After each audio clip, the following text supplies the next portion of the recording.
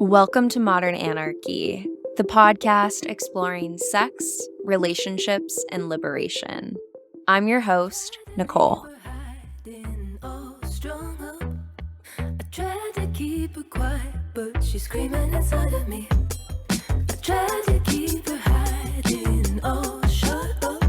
I tried to keep her quiet, but she's a wild, wild woman. On today's episode, we have anthropologist Bia LaBate. Join us for a conversation about queering psychedelic healing and rewriting the narratives. Together we talk about ripping out the gendered ribbons, the intersection of our bodily autonomy, and how queers always throw the best parties. Hello, dear listener, and welcome back to Modern Anarchy. I am so delighted to have all of you pleasure activists from around the world tuning in for another episode each Wednesday. And today's episode is such a joy to release for you, dear listener. You are going to learn so much from today's guest. I am coming up on the end of my second year of training at Sauna Healing Collective. I have been training there in psychedelic integration therapy and being able to see the power of psychedelics for healing. And it's been such a joy to be in that space. I feel so deeply grateful and so deeply humbled to be learning about these medicines and these drugs. And as I come towards the end of my second year training here, I have learned so much, from when I first started to where I'm at now. I have learned a lot. That is very true. And in that learning, I have also learned how much I don't know. It has been deeply humbling to gain knowledge in this space, and that knowledge also showing me how little I do know about this topic at all, which is why I'm so happy to have guests like Bia from Chacruna to be able to come onto the show so that you and I, dear listener, can learn from her wisdom from the many years that she has spent in psychedelic spaces as an activist, as an anthropologist, and as a part of the movement. And so, dear listener, I want to keep taking you on a journey. We're going to keep growing, learning, unlearning, and learning again in this space. And yeah, I just have so much joy in my heart to be here and to be learning alongside with you, dear listener. All right, if you are ready to liberate your pleasure, you can check out my offerings to work with me and my resources at modernanarchypodcast.com, linked in the show notes below. And I want to say a big thank you to all of my Patreon supporters. You are supporting the long-term sustainability of this podcast, keeping it free and accessible for all people. So thank you. If you want to join the Patreon community, then you can check out the show notes below. And with that, dear listener, please know that I am sending you all of my very queer love out to you. And let's tune into today's episode. Well, then, the first question I like to ask each guest is, how would you introduce yourself to the listeners? Hi, everybody. It's nice to be here. My name is Bia LaBate, and I'm a Brazilian anthropologist. I am queer, and I'm a recent immigrant to the U.S. I run the Chacruna Institute for Psychedelic Plant Medicines. It's a nonprofit based in Northern California. We have strong ties to Brazil and Mexico, and I'm happy to be here. Yeah, I'm happy to have you here. Thank you. Thank you. Yeah. Could you tell us a little bit more about, your work and what you do so that the listeners can understand a little bit of your background? Okay. I have been mainly an academic my entire life, and in the last years, I went kind of para-academic with Chacruna. Traditionally, I have mainly been a researcher, a professor, a writer, a speaker. So I have focused on studying plant medicines, shamanism, indigenous people, ritual, religion, drug policy, social justice. and I was working in different universities in Brazil. I also lived in Germany and in Mexico, and now in the United States. And since I moved to the US, I created this organization, co-founded with my partner, the Chacruna Institute for Psychedelic Plant Medicines. Our organization has three main programs. One that we call Indigenous Reciprocity. And so we have a branch called the Indigenous Reciprocity Initiative of the Americas that we support currently 17 organizations with small grants. And we're trying to advance this understanding that we should give back to Indigenous people in the psychedelic movement. So that's one of the branches of our work. The other branch is what we call psychedelic justice, and that is mainly trying to insert gender and race and critical concepts into the field of psychedelics or psychedelic science. So we have created a lot of initiatives around elevating the voices of Indigenous people, Black folks, people of color in general, and women, queer people, people from the global South, disabled folks, and that's what we call psychedelic justice. And we have published a book with this name, another book called Queering Psychedelics: From Oppression to Liberation. And we have been curating critical conversations as psychedelics go mainstream and trying to bring this critical thinking to the field. The third program we call Protection of Sacred Plants and Cultural Traditions. In that branch, we also have two committees, the Ayahuasca Community Committee and the Council for the Protection of Sacred Plants. And we have done multiple actions as well in this branch. So we have created, the Council for the Protection of Sacred Plants has created some guidelines on how to protect religious churches and what we call legal harm reduction. So we have this guide to the Religious Freedom Restoration Act and best practices. We have supported the Church of the Eagle and the Counter with some putting together their legal team and filing FOIA requests to different government entities. We have just filed an amicus curiae in support of a church tax and religious rights. And we have published a lot of articles on policy and created a conference, Psychedelic Liberty Summit. We have different publications and articles and conversations about sacred plants, the dimension of conservation. We also have included, supported people that are facing troubles with law enforcement and have helped them protect themselves, and created a series on the conservation of the plant species and things like that. So everything from academic research to multimedia materials and documentations of arrests, ethical issues, public safety, health concerns.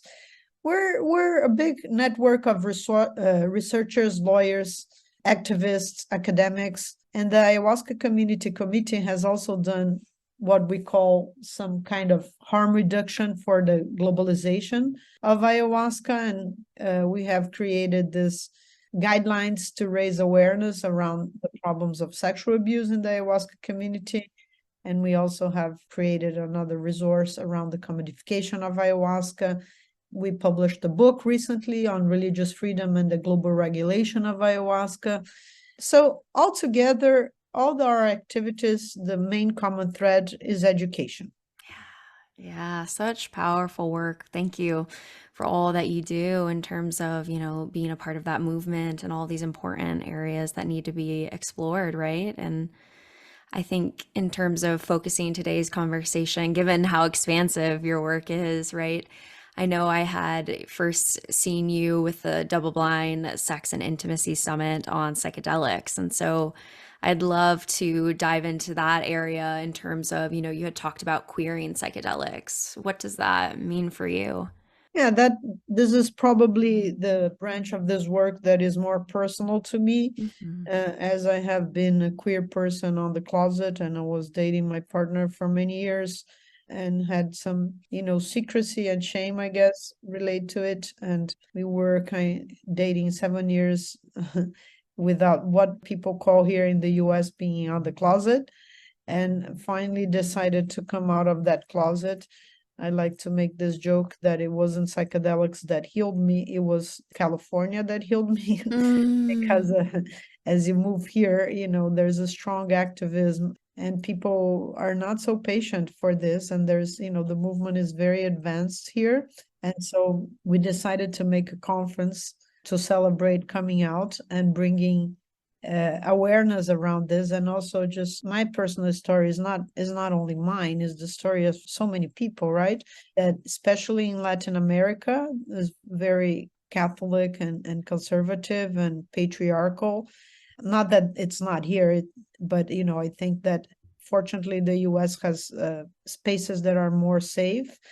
And so we created this conference that was in 2019 in the Broadway Theater in the Mission, and it was really magical and powerful, and we were very excited about it. And just this year we did the second edition, which was 4 years later, so 2023. In between, we created this book called Queering Psychedelics from Oppression to Liberation with a colleague of ours, Alex Belser. And this book is kind of trying to make a map of the entire field of all of the discussions that happen inside this topic. So I think we have helped Chacruna to really advance all topics related to this. Again, nobody really invents anything, but I do think we have a sort of pioneer role. It's a fact that after our conference, multiple queer circles exploded throughout the country. I mean, queer circles talking about the intersection of queer issues and psychedelics. This is a kind of obvious intersection, isn't it? If you think about it. However, it was not done. It was not out there. It was not in the table. And it's kind of when you put something like this out, you're kind of a magnet to things that exist, that are, latent, that are to emerge. So you help catalyze and bring this to the forefront. And the conference tried to, we started the first conference trying to really map some of the basic things that exist in this field. So what are the specific needs of queer people for their work with medicine? Also, what are the specific gifts that queer people bring to the psychedelic movement? And how can psychedelics help queer people that have high levels of all kinds of disorders and shame and internalized homophobia? Also, what are the historical intersections between the queer movement and the psychedelic movement, something that has not been looked at in detail? And what can we learn with Native traditions and their concepts about two spirits and other forms of gender and sexuality? What does that have to teach us? How can we bring people from the global south and all these patriarchal religions and traditions related to plant medicine, especially ayahuasca? There needs to be a lot of conversations. There were a lot of really problematic patriarchal tendencies in this field. Also, how do you elevate and celebrate the intersection between pleasure, sex, and psychedelics? That is also something that, is common to a lot of people. Can we look into the African diaspora and religiosity, and what are other forms of expression and ways of interacting that we can learn, traditionally? And then more like, what are harm reduction things needed in psychedelic festivals specific to the queer population? And, how can we face our own skeletons in the closet, as our colleagues like to call it, which was the early theories around conversion therapy, that people were giving psychedelics to try to convert people, homosexuals to heterosexuals. And can we talk about this past, and can we have some kind of accountability?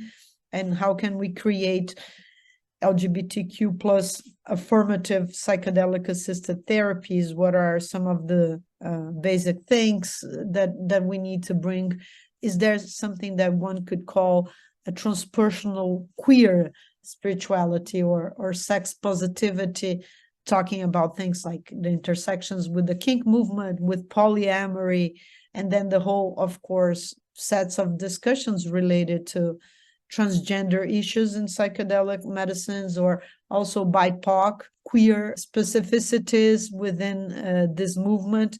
I already mentioned, indigenous wisdom, traditions, and all of this pleasure. And there's so much need to like train therapists to have some kind of sensitivity. Are they asking the pronouns, and are they making people feel comfortable about it? Or research clinical trials, are they collecting any data regarding the needs of this population? Is there some kind of training to be able to be better, have more cultural awareness around this needs of this population, and so forth? Yeah. I appreciate you sharing about your own, personal lived experience with these things and, the difficulty of coming out of the closet and the ways in which, you referred to the healing nature of community, right? When you have other people who can celebrate that identity and come together, and that's so powerful. And I would love to hear, if you feel comfortable, a little bit more about your own journey with these things in terms of, we talked about pleasure and sex and psychedelics. I'd be curious if you're comfortable, right, exploring how that's been a journey for you personally. I come from a background that it's common, I think, both in Brazil and Mexico. So I'm Brazilian. I lived there until I was like 39 or something. And then I lived and worked 8 years in Mexico. And so our countries are, very, have very specific gender roles, and you're supposed to dress a certain way and behave a certain way if you're a woman.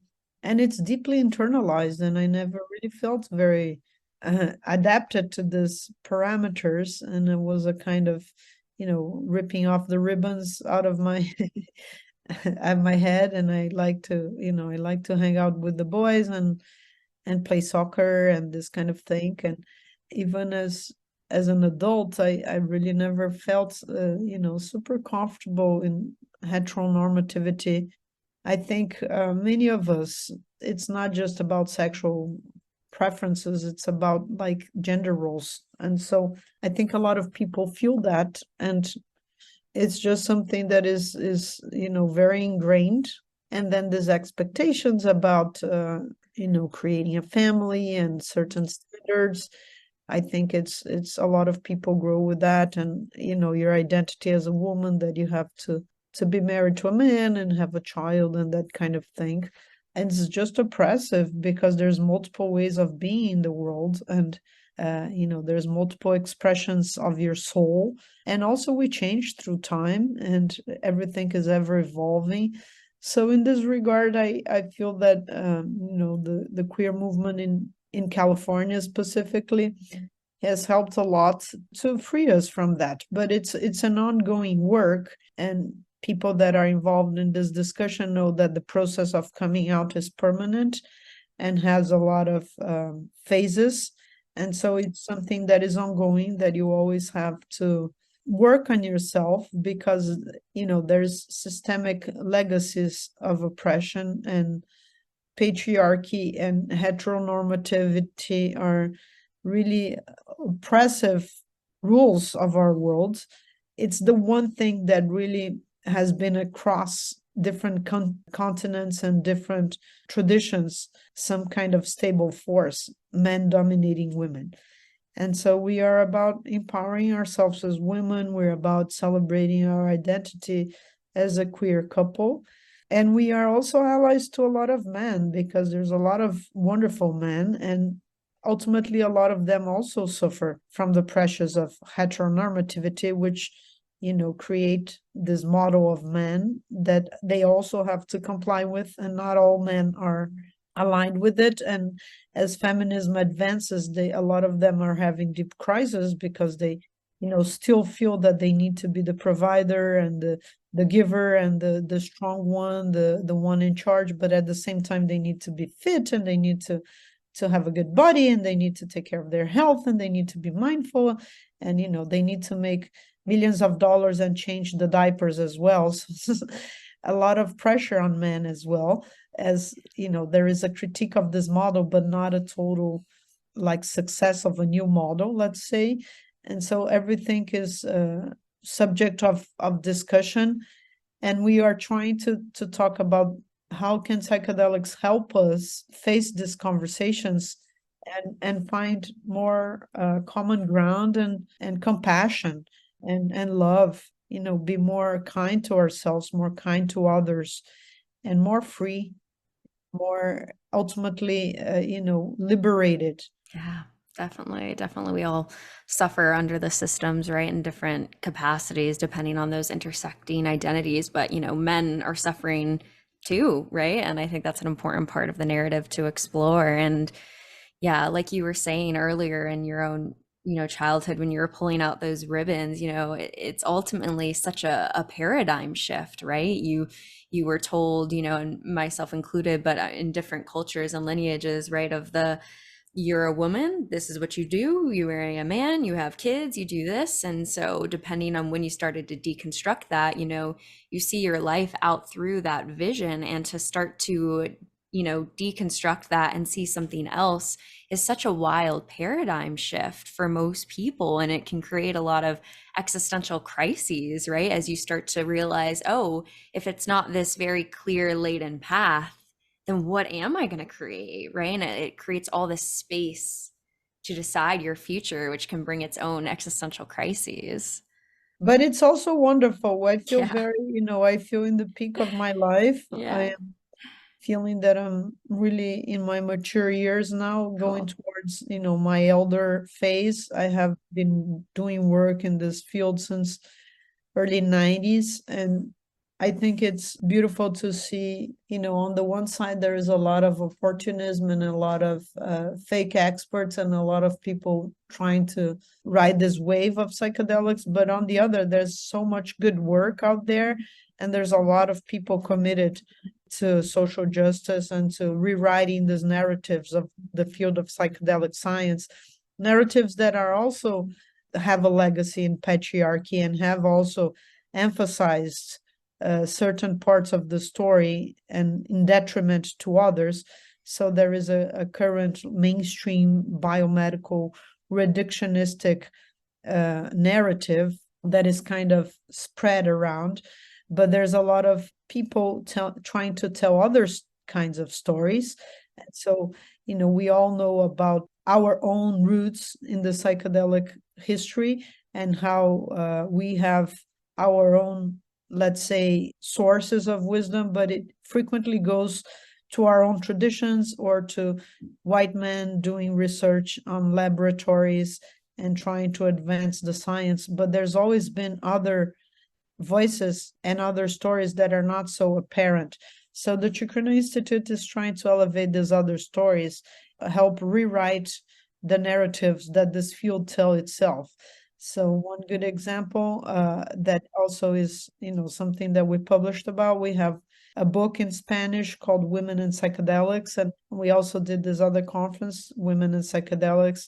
And so there's a lot of work there. So everybody talks about Hoffman and his first, LSD experience, but there's another woman that was there. What is her experience? What did she have to say? And then there's all these other researchers that were doing, all kinds of investigations from the 50s to the 70s, and we see them.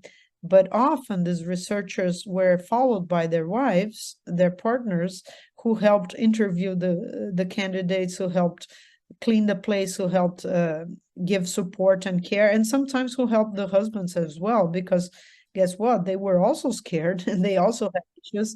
And it's, they also helped create the design of the research and discuss through the results. But then their names don't appear in the final publications because they were the wives. And so they are like not there. And so there's also a lot of women that were doing their own things, and this didn't get a lot of visibility. And it's our stories that are much less known. So we are trying to elevate those stories And so we're trying to expand this knowledge. Again, a lot of Black folks or queer folks or women were helping these other people have their experiences or heroic doses, and we're taking care of people and they don't have their voices recognized so much. We were trying to help give visibility to all of that. So important. And I guess it's not shocking, right, that these stories and these narratives are left out of the history of all this. And so, it's so essential to be doing that work that y'all are doing to bring these stories out into the light and hold space for them to bring the history back, right?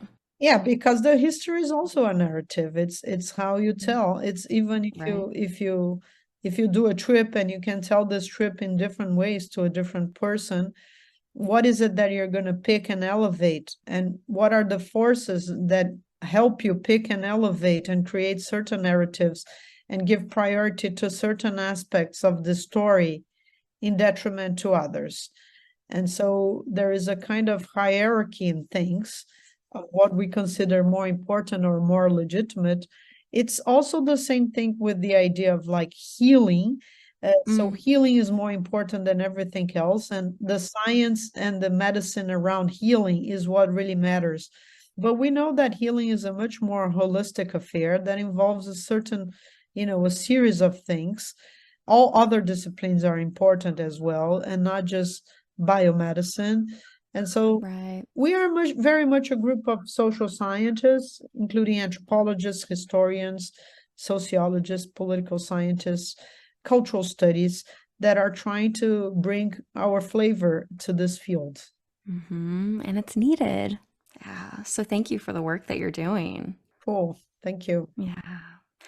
Again, one of those parts that is lacking, or at least from my understanding, is sexuality and pleasure, right? Like, where is the discussion on that in psychedelics? I think one thing that we can like start just by acknowledging is that in this mainstream narratives of healing, the idea of pleasure or aesthetics or fun or joy is really excluded, as if this was not part of the healing, as if this was some sort of like weird side effect or something. And I think it's about putting back the pleasure at the forefront as a legitimate and, central part potentially of people's experiences. So just acknowledging that pleasure is important and pleasure matters is something that I think it's a gift that the queer community can bring to this movement. And so, can we talk about this aspect of the psychedelic experience and why is this so important for queer people? Also, we know that one way of bonding in the queer community has to do with having pleasure and feeling the body and embracing the body, and not also the separation between mind, body, and soul, and that the body is also central because we have also this emphasis on the visionary, the mental, the visual, Yeah. the kind of flashy, think that, paradoxically seems to give more importance to certain kinds of aspects that involve the sense of the vision, that is one of the most elevated senses that has more attention among us.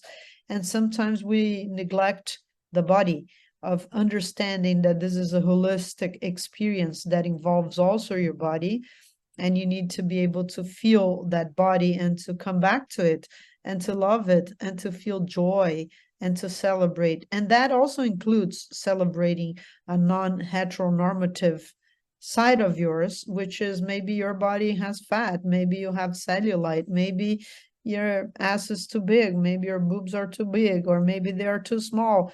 And does that matter really? And can you love yourself for what you are? And can you love others for what they are? And again, everybody can be pretty revolutionary and think they're on top of it, but these things go deep, deep in our past, deep in our traumas, deep in our senses of identity, of self-esteem, of self-love, of self-appreciation. This goes all hand in hand with trauma and how we have our own internalized problems involving relationship and sexuality.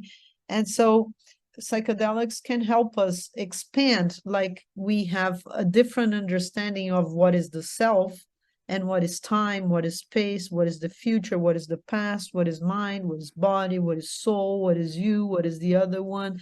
Just as much as you can have this expansiveness around your gender, and psychedelics is this expansiveness around your sense of self. So, we started actually before we did queer psychedelics, we had this one panel, which was a panel on queer issues in our first conference in 2018 that was called Cultural and Political Perspectives on Psychedelic Science.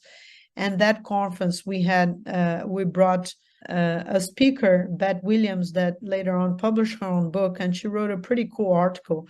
It was called Psychedelics Are Queer, Just Saying, and she was exploring the commonalities between the psychedelic movement and the queer movement, and this idea that you are always on the margin, you're always on the side, but hey, those are the folks that throw the best parties. Nothing like a very queer party to have a lot of fun. And all my respect to the straight folks, and queer people are famous to be able to create really nice parties and dance and have fun and enjoy and celebrate. It's about talking, and also the power of community, because queer people have been so oppressed, so stigmatized. It's such a moral stigma and dogma with religious foundations, which is kind of about as bad as it gets, in terms of making you feel bad and having guilt and shame. And so community has been really important for the queer movement. And a lot of people have literally been thrown away from home for being queer, and have chosen families as their means of support. And Absolutely. other families, that have, it's not the mother, the father, the two dogs, and the two kids eating, a nice breakfast together, but it's other forms of family, other mixes. And so this idea of community is really important. And that is also related to socialization, party, celebration. And so all of that comes into the mix. And all of that has to do with queer healing. To conclude, the power of erotic forces is really big one. And it can be a big way to explore yourself, to explore relationships, to explore your ties to a certain community, and for healing, and for having, other notions of how it is to be happy and alive. All of this, there's much to be said. I'm still learning myself a lot. There's a lot of people talking about other things. For example, the kink movement and polyamorous movements. There's other related discussions, because it's very interesting that there's a lot of parallels, which is this idea that you have to have sovereignty over your body. And it's not really up for the state to be the mediator of that relationship.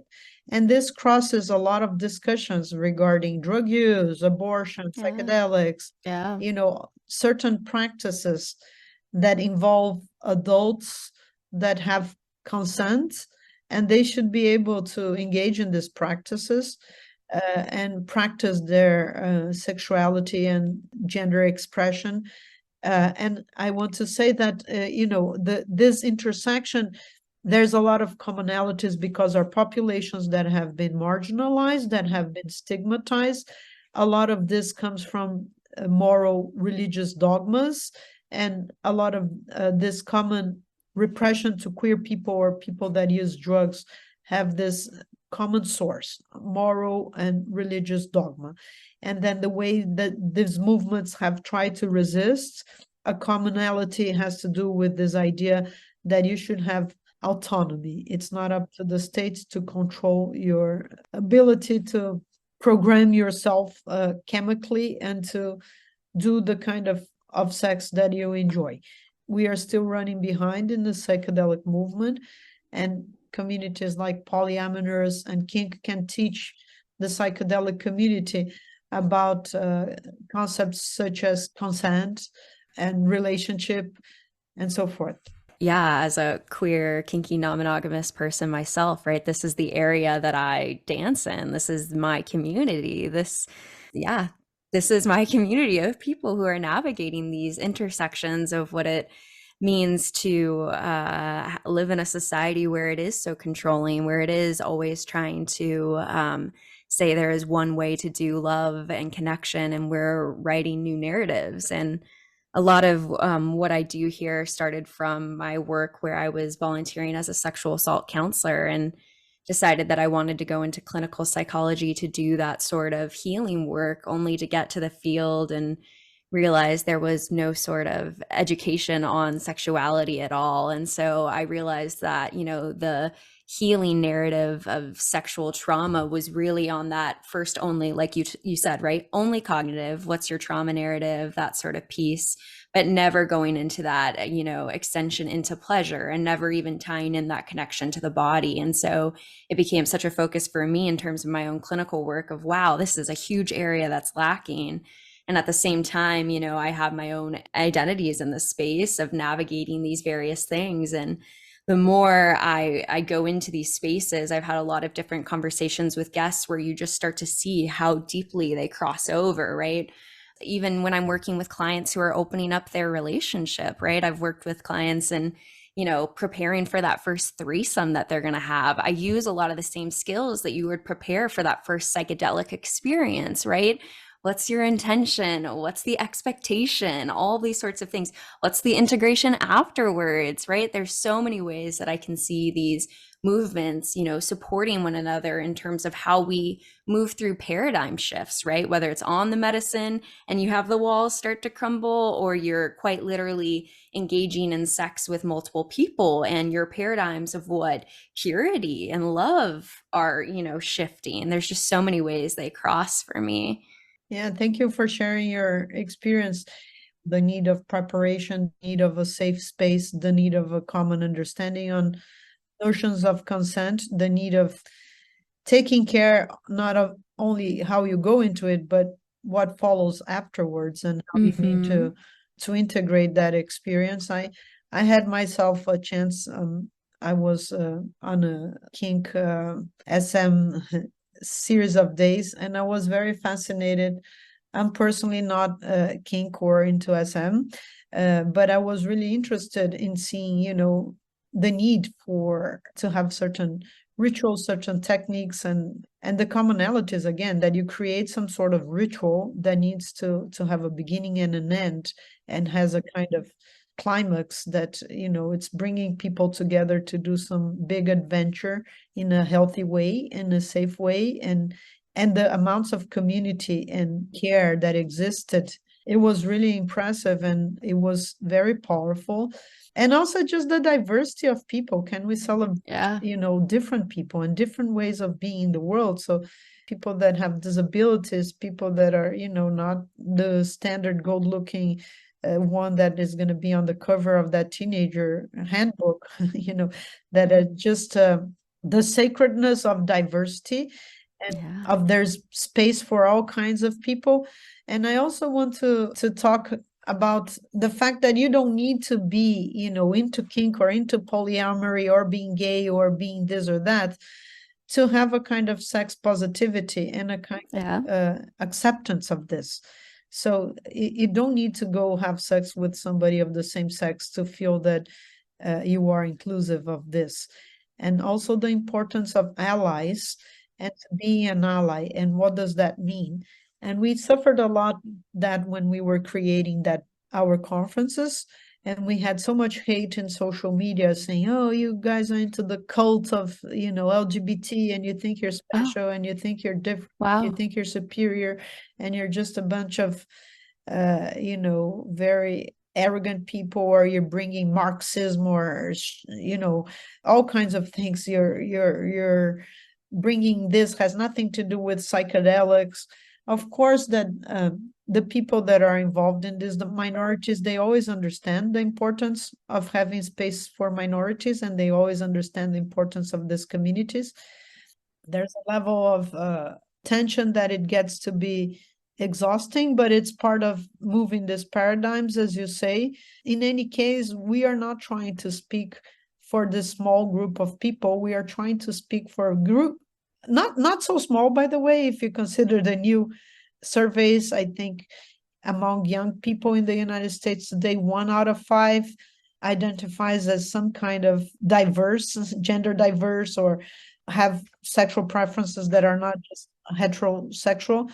But anyway, we're not just speaking for a certain population, we're speaking for everybody, because it does take everybody to make a change. And also, I think, as I said, straight folks, they can learn a lot from these populations, and they can stand in solidarity. And also people that are not into kink or polyamorous, they can learn about how to have more healthy sex lives and more healthy relationships based on abundance, on community, acceptance of diversity, on understanding that there's space for different ways of being. And again, all of this takes a lot of time, but I do feel hopeful that there is progress. And I want to come back to myself here.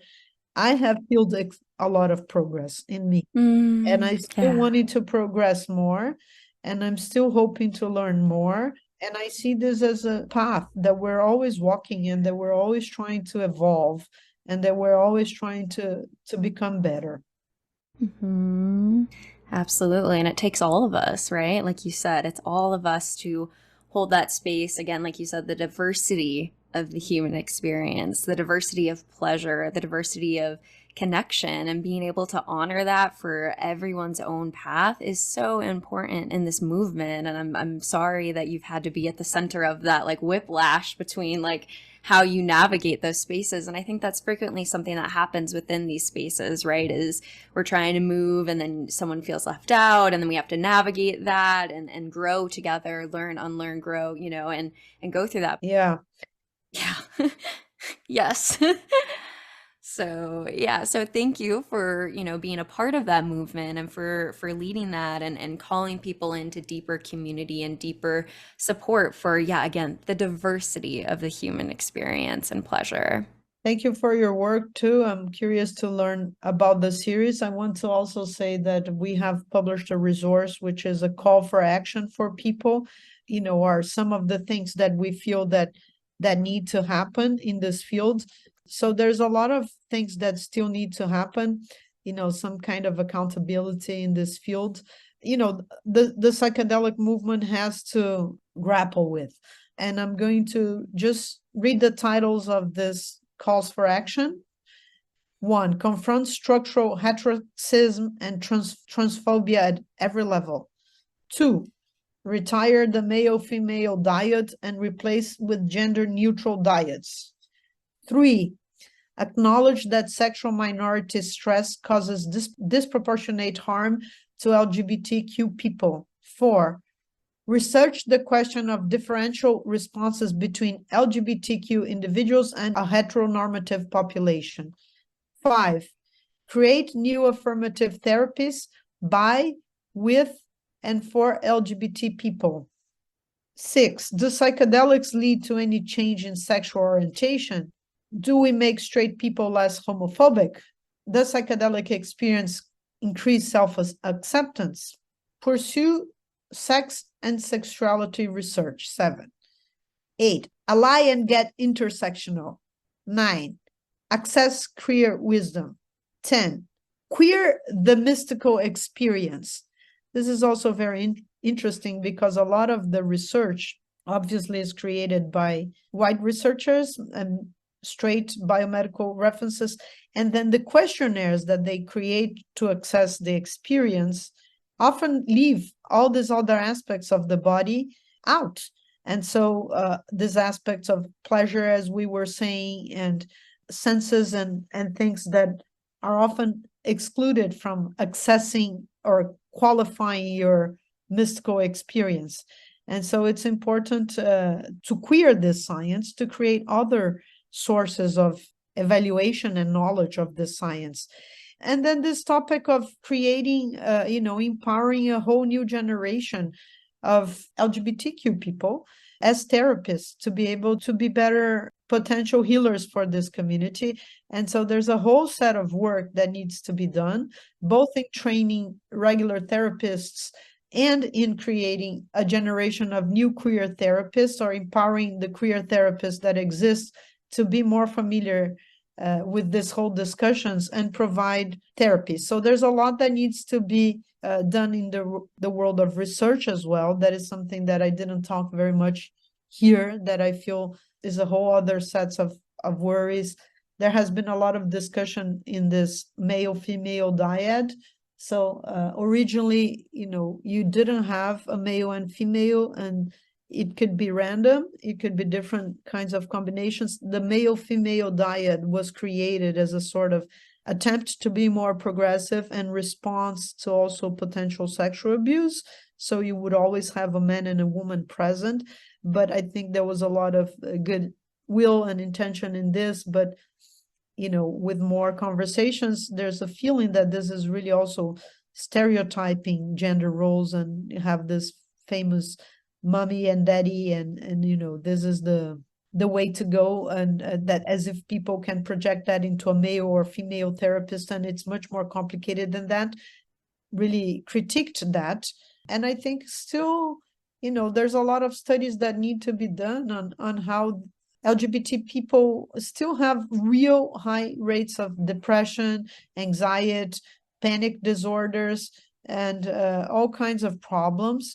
And there's still, the field is not something like you have, I think, more awareness towards race elements than gender and sexual things. When collecting data and advancing the research, it's something that still has been very little done. And again, creating not only researchers, but also heroes, people that we can look upon, help elevate these voices that are queer idols, that, maybe a queer kid somewhere in a very conservative state in the middle of the country can look upon and feel hope, and feel that there is a space for him, and feel that there is a chance to follow this and be somebody and be legitimate, and not be always running behind or left out. And again, how can psychedelics help us heal that? And I would just want to quote my own wife, that Clancy and I met because she was doing a study about how could ayahuasca help gay people, and whether, they would have better perceptions of themselves or not, and whether that would bring some healing. So she approached me because I had a newsletter and I was an ayahuasca researcher. That's the base of, my main research so far has been on ayahuasca. And this is like, I don't know, 14 years ago or something. And I put out an announcement in our newsletter trying to recruit subjects. And she interviewed different people, and she got all kinds of cool stories, people having encounters with angels that told them that they were beautiful, and that told them that they were, wonderful, and that they were perfect. There was nothing wrong with them. And still, at the same time, you have a cultural context that can be quite oppressive, quite patriarchal, like the ayahuasca settings, where you, have some of the branches that are proactively trying to convert people to be heterosexual, and say that, the only family that exists, the only legitimate family that exists is a man and a woman. And even the União do Vegetal, the UDV, has a statement that they read that they are against homosexual relationships because they are concerned with the future of humanity and whether we're going to survive as a species, which is really a real problem, right? We're 7 billion and we're just almost disappearing. And is it, queer folks couldn't have children, and it's just really backwards. And we have another, sociologist that published an article. There's a lot of discussion in the ayahuasca community. Oh, that's cultural, as if this is a kind of excuse to say it's okay. And so this sociologist that I interviewed, trans man Pietro, has also played with this, like, what is sacred about, is it sacred to ayahuasca to try to repress gender diverse people? Is this a sacred teaching of ayahuasca? Like, to blame on culture is not enough at this point, and we have to be more critical. And we also bought a real big fight with Jacques Mabi from Taquiwazi, which is a really cool center that promotes healing with ayahuasca in Peru, and has been an entrance door for many of us, including myself. In 1997, did my first trip to Peru, went to Taquiwazi, and Taquiwazi is a nice combination of like indigenous shamanism and Western psychotherapy. But it took a really weird turn, and they brought in a priest, and Jacques Mabi went real rogue on his views about things, and published some problematic articles equating queer people to incest and to pathology, to like intergenerational trauma, like medicalizing and pathologizing, going really backwards towards what the DSM itself had really said. And we took a real issue with that when we started a big campaign. We also started a lot of campaigns around the issue of sexual abuse, and the cover-up that exists in the ayahuasca world is real strong still. And we still have a lot of sexual abuse happening. And the rhetoric is quite scary. Like, it's a weird combination of victim blaming and religious stuff. For example, saying, dark spiritual forces invaded her and she was hitting on the shaman, and then that's why he couldn't fall the temptation. But now let's do a collective work to clean these dark forces that are trying to attack our community and put us down. So like, the guy can't control his own penis, and the person is blamed, and the whole community has to clean up that mess. And then there is a whole attempt of saying, the levels of like spiritual bypassing and of lack of accountability in the ayahuasca movement can be really overwhelming. And just, the rhetoric of, oh, he's just a human, everybody makes mistakes, or, oh, I'm for forgiveness and we should forgive, and, oh, he shouldn't be judged because he's just a man, he's not a god. Oh, the woman really seduce him, and he fall, like, almost if you have to console the abuser. It's so problematic. And so there's still a lot of work that needs to be done in all of these areas and raise awareness. Again, I had a lot of hate. I had also one guy making a whole video against me because we were raising the issue of sexual abuse. And so a lot of people also want to protect the movement, especially as it is underground and there is a lot of gray area on these issues, because people say, well, you're going to expose that and it's going to take all the potential of ayahuasca and all the healing of ayahuasca and all the benefits of ayahuasca and all the goodness that ayahuasca can bring. We're going to alienate people from that because you're talking about this. It's going to shed light on really bad stuff. And then our answer for that is that, no, it's not. In fact, we are much stronger as a movement if we are able to talk about that, if we're able to address it, if we're able to confront it. And self-regulation is the only good way to go. Because if we don't control ourselves, if we don't regulate ourselves, we're going to have top-down regulations that are probably going to be much more expensive, much more bureaucratic, and much more pointless, and much more less effective. And so the way for us to go is to educate ourselves as community. And again, I don't want to say that Chacruna invent everything, can do everything, but I do want to take some pride that I think that we have incredibly helped change the landscape. Because back in the day when I gave my first lecture about the topic of sexual abuse, I think it was in the Women's Visionary Congress, a very cool organization here in the Bay Area. If I'm not wrong, perhaps in 2012. And it was super beautiful, and I got like a standing ovation. And after I finished that lecture, all these women came to me and said, oh my God, that happened to me as well. I was talking about a shaman that I used to work with that was a big heartbreak for me, that we found out he was having all these relationships. And I confronted him and his relationships with the patients of his therapies in the context of that healing container. And I confronted him, and his response was really bad. And we had a whole period of a lot of people protecting him, which was extra bad. It was the harm all over again and multiplied. after I gave that lecture, a few women came up, to the point that the local organizers decided to do a like collective container thing to talk about it, because there were so many Wow. stories. Wow. So that was like, Yeah. 10 years ago. And more recently, I saw this woman. I'm not sure if she was from the Czech Republic or where. She went to an ayahuasca retreat, and the stories are horrible.